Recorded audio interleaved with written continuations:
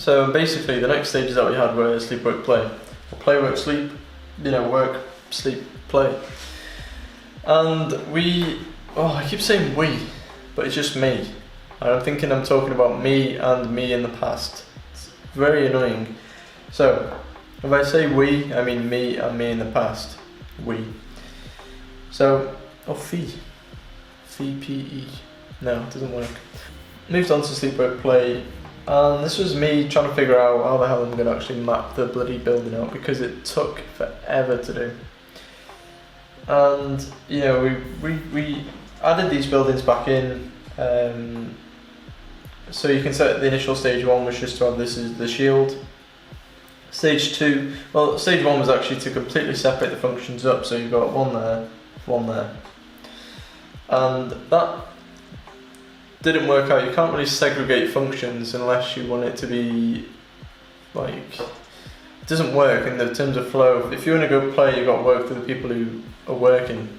It doesn't make sense. We then started separating up these functions, adding in a few bits and bobs. Most of it looks like people are sleeping, to be honest with you. And then we thought about rejuvenating these existing buildings, which was always a key sort of core principle from the very get-go for this project, but it actually never came to fruition as far as I'm aware.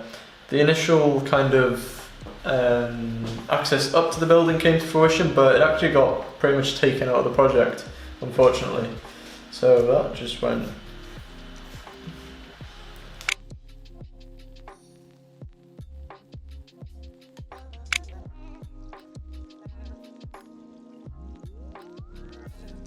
Here, this is what I was on about floor plates, and these were the actual literal death of me. These things just did not work, no matter which way I put them in.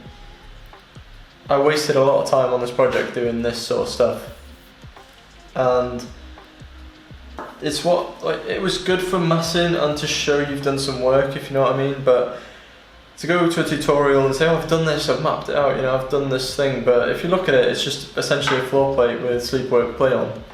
And it wasn't actually separating up any of the functions, it was just sort of putting them in a placeholder, which you've got to kind of learn to not really do in architecture school unless it's an actual program matrix where each program is in relation to each other and they each have a specific purpose within the space.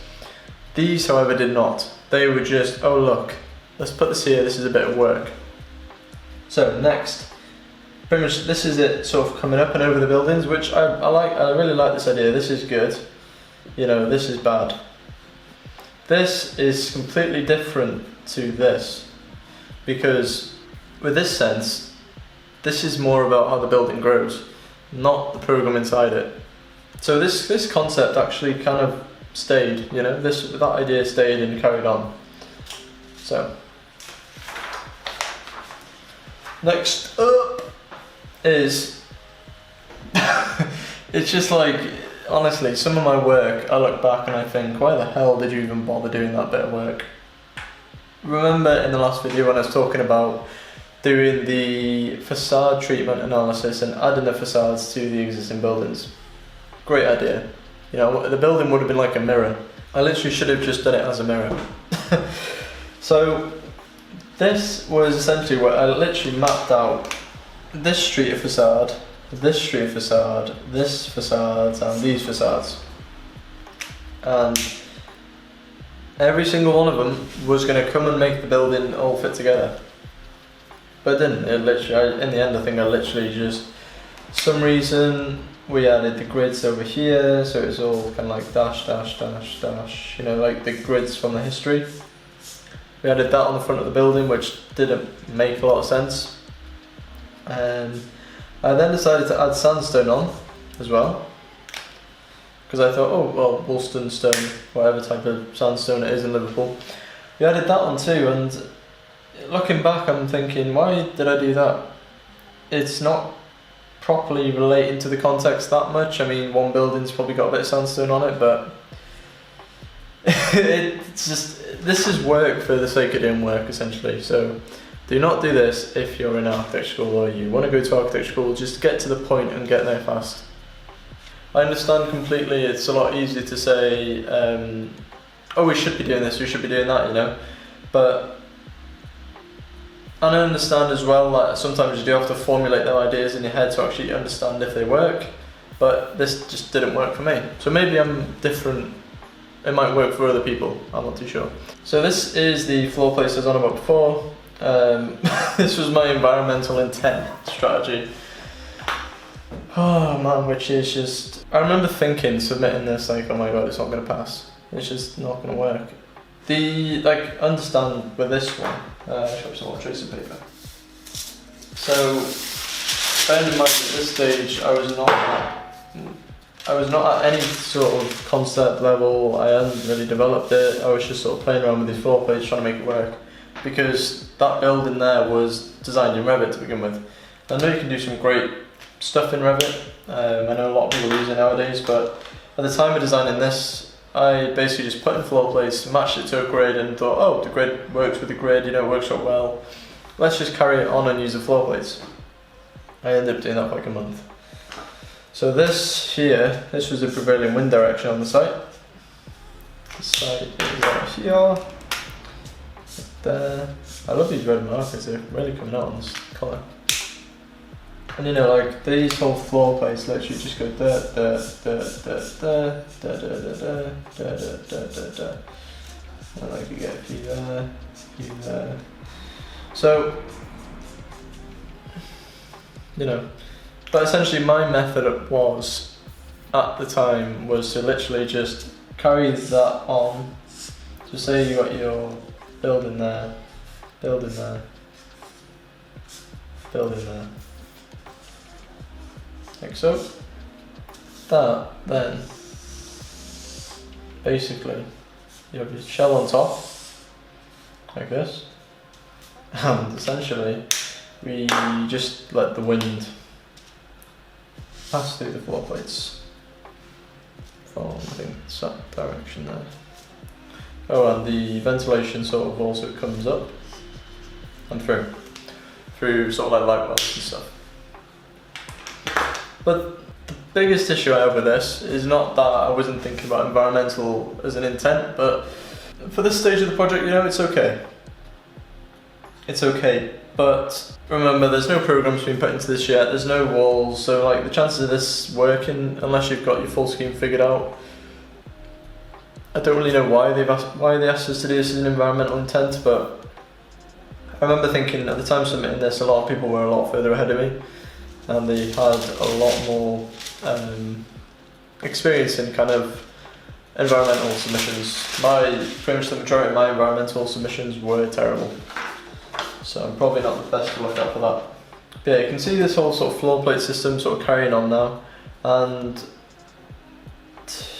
I wasted, like, honestly, so much time doing this sort of stuff. I mean, in principle, like these, I need to keep just getting tracing paper.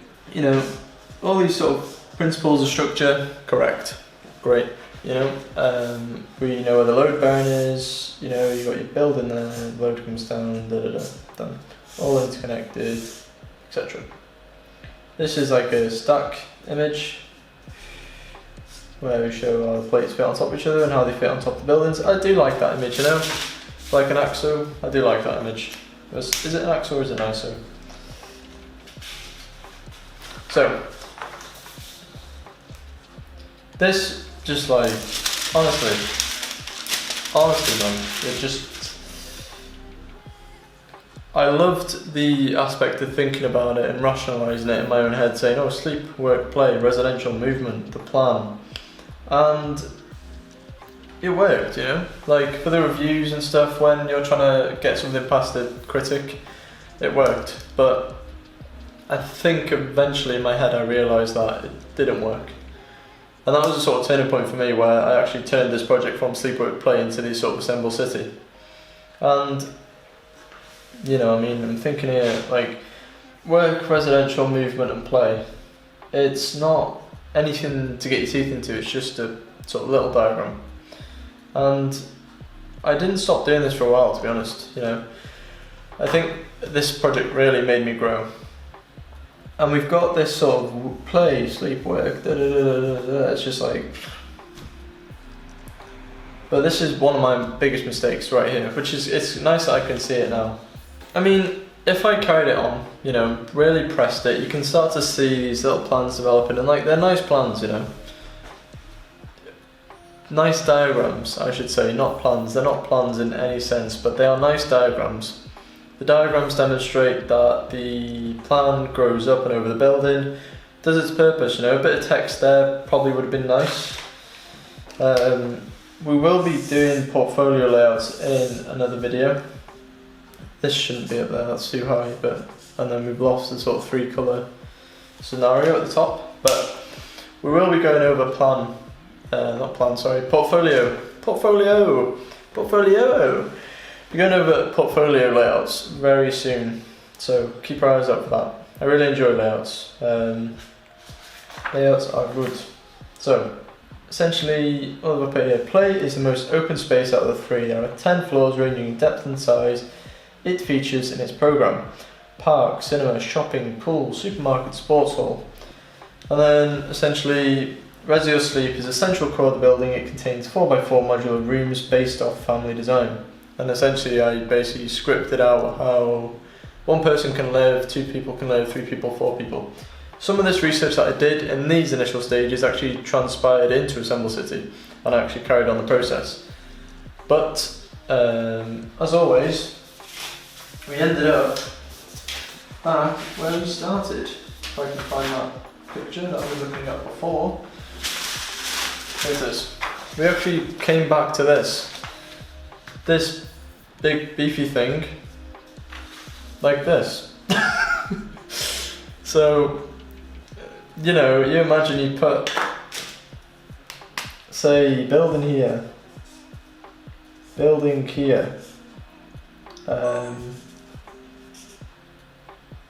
oh no, the camera has just gone off. Imagine this is where we ended up, right back here at the very start. And that, ladies and gentlemen, is the end of the Assemble City CDP report. So we've still got the actual development of the concept to come, and we've also got the final review of the sheets and the submission. So there'll probably be another 2 episodes coming up. Thank you very much for watching. Thanks again to Simon and SDA Architecture for actually letting me use all facilities. I really do appreciate it, and it really motivates me to produce good content. Really enjoying YouTube at the minute. Really enjoying getting into it. I'm enjoying the whole sketching scene. Thank you very much, everyone, and I will see you in the next video. Goodbye.